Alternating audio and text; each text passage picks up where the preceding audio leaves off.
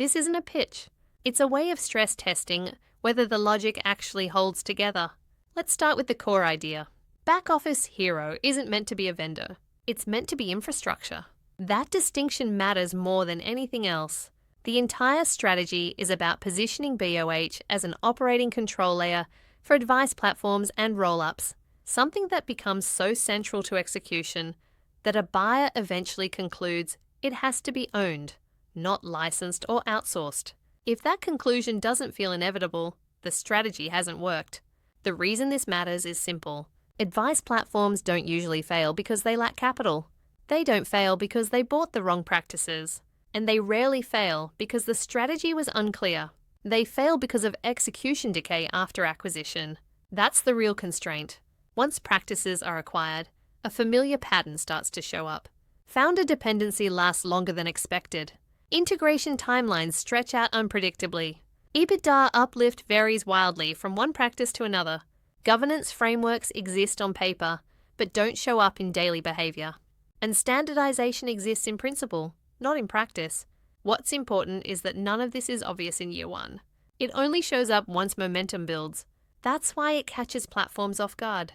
Most platforms try to solve this the same way. They rely on good people. They rely on local management judgment. They write playbooks and talk about best practice. They improve reporting and dashboards. But those things explain outcomes. They don't shape outcomes. Culture helps, but culture can't substitute for structure. And reporting tells you what already happened. The real problem is structural. There is a gap between board intent and daily operational reality. That gap is where value leaks. This is where BOH fits. BOH sits between ownership and execution, not as a consultant, not as a training provider, not as a software vendor. As an operating control layer, its job is to make strategy mechanical.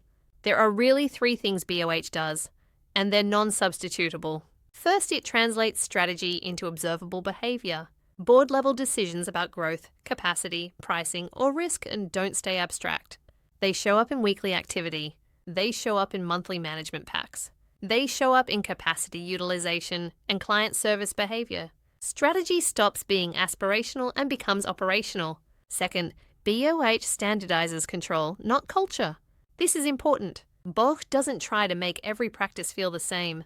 It doesn't touch advice, philosophy, or personal style. What it standardizes is what gets measured, when it gets reviewed, how variance is interpreted, and what triggers intervention. That's how you get consistency without destroying identity. Third, BOH creates a closed execution loop.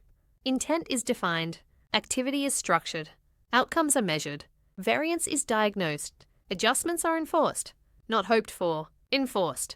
That's the difference between heroics and systems. From a buyer's perspective, winning isn't growth. Winning is the ability to turn acquisitions into predictable enterprise value uplift. That means integration follows a known path. Founder dependency reduces deliberately. EBITDA variance narrows. Operating behavior becomes comparable across practices. And drift is visible early, not explained later. That's behavioral governance, not reporting. To stay acquisition grade, BOH makes deliberate trade-offs. It doesn't compete with CRMs. It doesn't do ad hoc consulting without embedment. It doesn't optimize for individual planner preferences. And it doesn't sell education divorced from execution. Every activity must strengthen the control layer. Anything else is noise. This is where the acquisition logic becomes unavoidable. Owning BOH reduces execution risk across every current and future acquisition. Its value compounds as the platform scales. And it's cheaper to own than to recreate. Internal build attempts are slow. They're fragile, and they rarely survive leadership change. That's why BOH becomes more valuable inside a platform than outside it. And this isn't just an advice industry issue. You see the same pattern in accounting roll-ups, in dental service organizations, in professional services generally.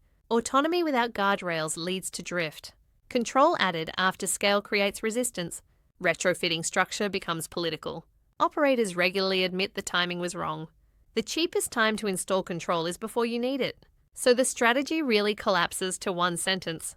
Advice platforms don't win by buying practices. They win by controlling how practices behave after purchase.